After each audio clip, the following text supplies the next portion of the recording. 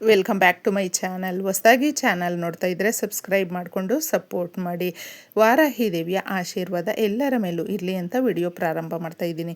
ಗುರು ಪೌರ್ಣಮಿಯ ದಿನ ಮುಖ್ಯವಾಗಿ ಈ ಸಣ್ಣ ಕೆಲಸಗಳನ್ನು ನಾವು ಮಾಡಿಕೊಂಡಿದ್ದೆ ಆದರೆ, ಯಾಕಂದರೆ ಮನುಷ್ಯನಿಗೆ ಪ್ರತಿನಿತ್ಯ ಸಮಸ್ಯೆಗಳು ಅನ್ನುವಂಥದ್ದು ಇರುತ್ತೆ. ಅದು ದೊಡ್ಡದು ಚಿಕ್ಕದು ಅನ್ನುವಂಥದ್ದು ಇರೋದಿಲ್ಲ. ಅವರವರಿಗೆ ತಕ್ಕನಾದಂಥ ಸಮಸ್ಯೆಗಳು ಅದು ಜಾಸ್ತಿನೇ ಅಂತ ಅನಿಸುತ್ತೆ ಎಲ್ರಿಗೂ ಕೂಡ. ಅದಕ್ಕೆ ಮುಖ್ಯವಾಗಿ ಈ ದಿನ ಸ್ನೇಹಿತರೆ, ನೀವು ಸಾಕಿದ ನಾಯಿಗಳಾಗಿರಬಹುದು, ಪ್ರಾಣಿ ಪಕ್ಷಿಗಳಾಗಿರಬಹುದು, ಏನು ತೋಚುತ್ತೋ ಏನು ಇರುತ್ತೋ ಅದನ್ನು ಆಫರ್ ಮಾಡಿ.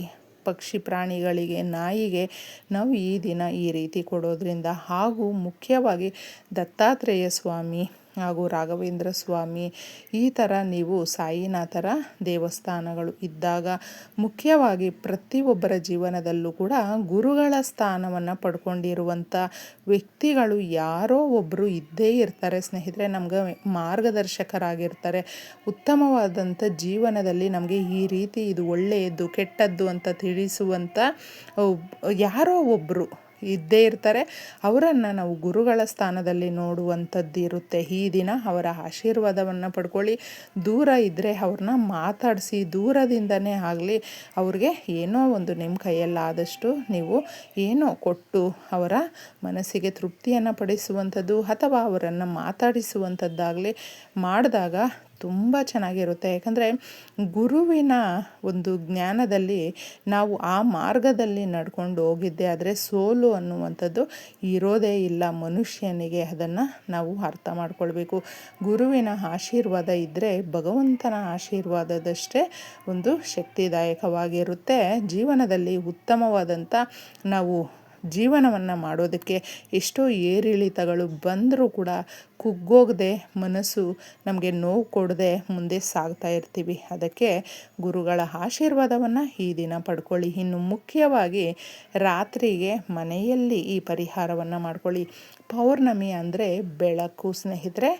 ಬೆಳಕು ನಮಗೆ ಹೊಸದಾಗಿ ಆಲೋಚನೆ ಮಾಡುವುದಕ್ಕೆ, ಹೊಸದಾಗಿ ಕೆಲಸಗಳನ್ನು ಮಾಡೋದಕ್ಕೆ, ಮುಖ್ಯವಾಗಿ ನಮ್ಮ ಅಡುಗೆ ಮನೆಯಲ್ಲಿ ಮಾಡುವಂಥ ಈ ಸಣ್ಣ ಪರಿಹಾರ.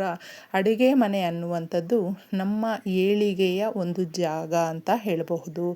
ಆ ಜಾಗದಲ್ಲೇ ಶ್ರೀ ಮಹಾಲಕ್ಷ್ಮಿ ಇಷ್ಟಪಡುವಂಥದ್ದು. ಯಾಕಂದರೆ ಆ ಜಾಗದಲ್ಲಿ ನಾವು ಸ್ವಲ್ಪ ನೀಟಾಗಿ ಇಟ್ಕೊಳ್ಳಿಲ್ಲ ಅಂತ ಹೇಳಿದ್ರೂ ಕೂಡ ಜ್ಯೇಷ್ಠಾದೇವಿ ಕೂಡ ಅದೇ ಜಾಗದಲ್ಲೇ ಇರುವಂಥದ್ದು. ಇದನ್ನು ನಾವು ಸೂಕ್ಷ್ಮವಾಗಿ ಅರ್ಥ ಮಾಡಿಕೊಂಡಿದ್ದೆ ರಾತ್ರಿಗೆ ಎಲ್ಲ ರೀತಿಯ ಕೆಲಸ ಕಾರ್ಯಗಳನ್ನು ಮುಗಿಸ್ಕೊಂಡು ಈ ಸಣ್ಣ ಪರಿಹಾರವನ್ನು ಮಾಡ್ಕೊಂಡು ನೋಡಿ ಉತ್ತಮವಾದಂಥ ಫಲವನ್ನು ನೋಡಬಹುದು.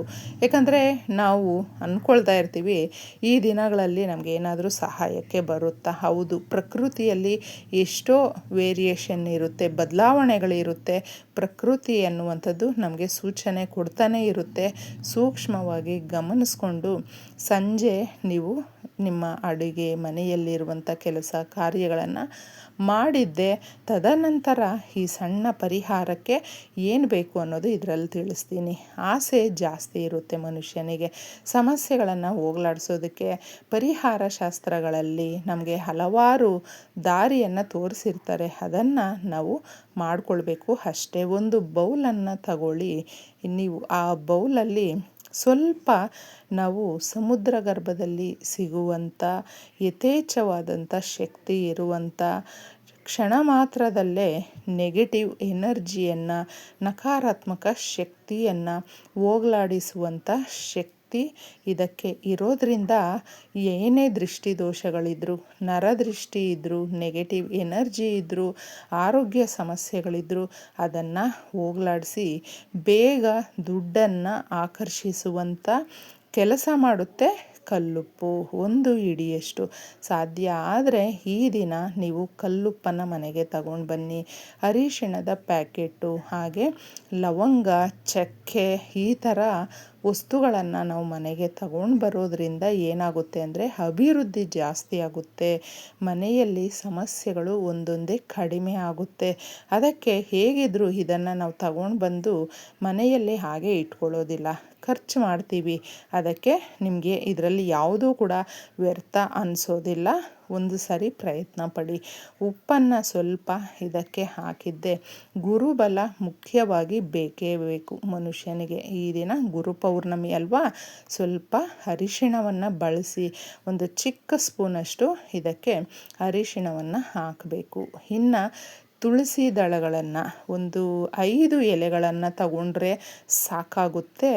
ಪೂಜೆಗೆ ಬಳಸದೇ ಇರುವಂಥ ಎಲೆಗಳನ್ನು ನೀವು ತಗೊಳ್ಳಿ. ಪರಿಹಾರಕ್ಕೆ ನಾವು ತಗೊಳ್ತೀವಿ. ಆ ಎಲೆಗಳನ್ನು 5 ಎಲೆಗಳನ್ನು ತಗೊಂಡು ಇದ್ರ ಮೇಲೆ ಹಾಕಬೇಕು.